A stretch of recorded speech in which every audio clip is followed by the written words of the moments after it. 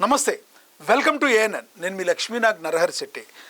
ఆంధ్రప్రదేశ్ ప్రస్తుతం వడివడిగా అభివృద్ధి వైపు అడుగులు వేస్తుందా అంటే అవుననక తప్పదేమో.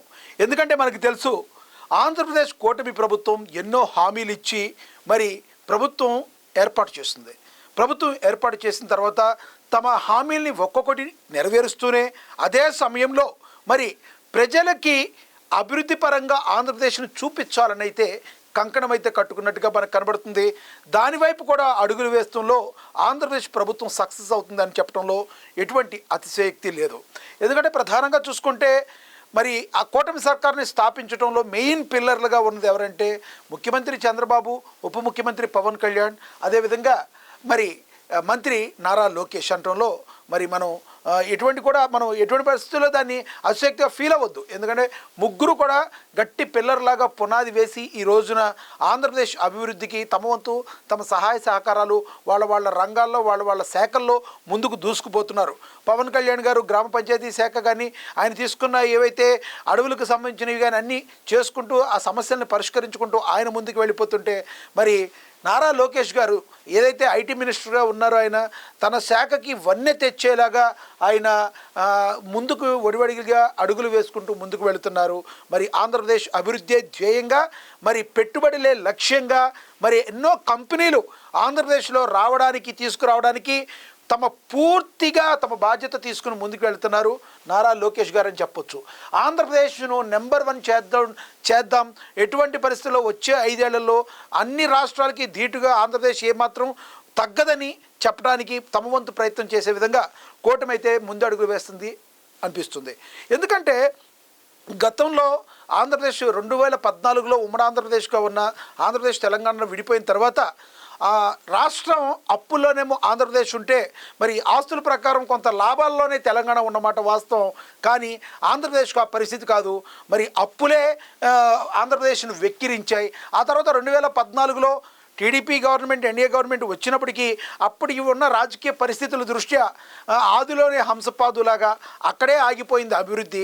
తర్వాత జగన్మోహన్ రెడ్డి గారు రావటం, ఆయన సంక్షేమ పథకాల మీద ఎక్కువైతే కాన్సన్ట్రేషన్ చేశారు కానీ అభివృద్ధి అనే మాటనైనా మర్చిపోయారు అనేది కఠినమైన సత్యం. జగన్మోహన్ రెడ్డి గారు అభివృద్ధి మీద కాన్సన్ట్రేట్ చేయలేదు కాబట్టే 2024లో ప్రజలు మళ్ళీ కూటమికి అధికారాన్ని కట్టబెట్టారు. కూటమికి అధికారం కట్టబెట్టిన తర్వాత కూటమైన వర్క్ చేస్తేనే ప్రజలు మళ్ళీ వాళ్ళని స్థానాల్లో ఉంచుతారు. ఆ తర్వాత కూటమి వర్క్ చేయకపోతే, అభివృద్ధిని జరిపించకపోతే మళ్ళీ మార్చేస్తారు ప్రజలు. అది బాగా కనిపెట్టిన కూటమి ప్రభుత్వం మరి ఏదైతే వారు హామీలు ఇచ్చారో ఆ హామీల్ని నెరవేరుస్తూ నిరంతరం ప్రజా అభివృద్ధికి, ఆంధ్రప్రదేశ్ అభివృద్ధికి కృషి చేస్తున్నట్టుగానే మనకు కనపడుతుంది. దానిలో భాగంగానే నారా లోకేష్ గారు మరి ఆస్ట్రేలియా కూడా వెళ్ళారు.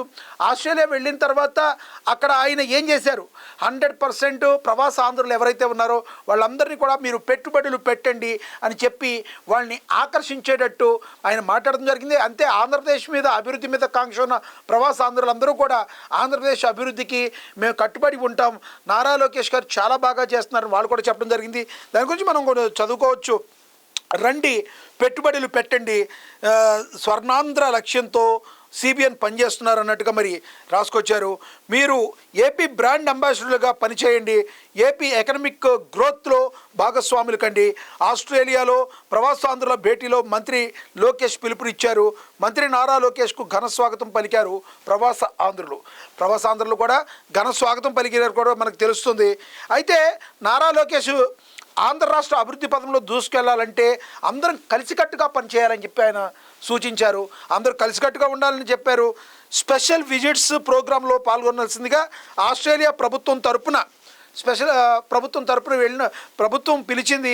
స్పెషల్ విజిట్ అయితే ఇచ్చారు. ఆ ఇచ్చిన టైంలో ఈయన ప్రవాసాంధ్రులను ఉద్దేశించి ఈ రకంగా మాట్లాడటం జరిగింది. ప్రవాసాంధ్రులు అందరూ కూడా ఆంధ్రప్రదేశ్ అభివృద్ధికి కలిసి పనిచేస్తామని, నారా లోకేష్ ఈ రకంగా అభివృద్ధి పదంలో ముందుకు వెళుతుంటే 100% తమ సహాయ సహకారాలు ఉంటాయని చెప్పి మరి అందించడం జరిగింది. ఆస్ట్రేలియా అయినా, అమెరికా అయినా, లండన్ అయినా, ఏ విదేశాల్లో అయినా కూడా చక్రం తిప్పగలిగిన సత్తా కలిగినవారు మనందరికీ తెలుసు ముఖ్యమంత్రి నారా చంద్రబాబు నాయుడు గారు. మరి ఆయనకున్న విజనరీ వలన ఈ రోజున మేము ఇవన్నీ చేయగలుగుతున్నాం, ఆంధ్రప్రదేశ్ అభివృద్ధి జరుగుతుందంటే కారణం మరి నారా చంద్రబాబు నాయుడు గారు అని చెప్పి మరి నారా లోకేష్ గారు కూడా అక్కడ చెప్పడం జరిగింది. మరి ప్రజలందరూ కూడా ఒకటి బలంగా అయితే నమ్ముతున్నారు 100%. మొన్న రీసెంట్గా గూగుల్ ఆంధ్రప్రదేశ్లో అడుగు పెడుతుందని చెప్పి ఆ కార్యక్రమానికి శంకుస్థాపన కార్యక్రమాలు కూడా జరిగిపోయినాయి. సాక్షాత్తు ప్రధాని నరేంద్ర మోదీ గారి నోటి వెంట నారా లోకేష్ గారిని పొగడ్తలతో ముంచెత్తిన వైనం కూడా మనం గమనించవచ్చు. రానున్న రోజుల్లో ఇవన్నీ కార్యరూపం దాల్చి ఒక్కొక్క అడుగు ముందుకు వెడితే ఆంధ్రప్రదేశ్ అభివృద్ధిని ఎవరు ఆపలేరు అంటూ మాత్రం కన్ఫర్మ్ అది.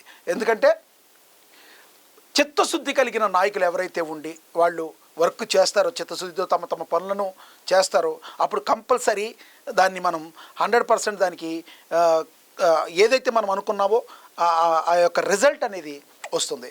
ఉదాహరణకి మనం చెప్పుకోవచ్చు, నాయకుడు నిజాయితీపరుడైతే, మళ్ళీ చెప్తున్నాను, నాయకుడు నిజాయితీపరుడైతే కంపల్సరీ ఆ యొక్క రిజల్ట్ ప్రజలు ఏం కోరుకున్నది వస్తుంది. దానికి ఉదాహరణ మనం చెప్పొచ్చు, పవన్ కళ్యాణ్ గారు ఉప ముఖ్యమంత్రిగా ఉండి జనసేన అధినేతగా ఉండి ఈ కూటమి ప్రభుత్వంలో భాగస్వాములయ్యి అత్యంత నిజాయితీ గల నాయకుడిగా పేరు తెచ్చుకున్న పవన్ కళ్యాణ్ గారు ప్రజలకి చేరువవుతున్నారు.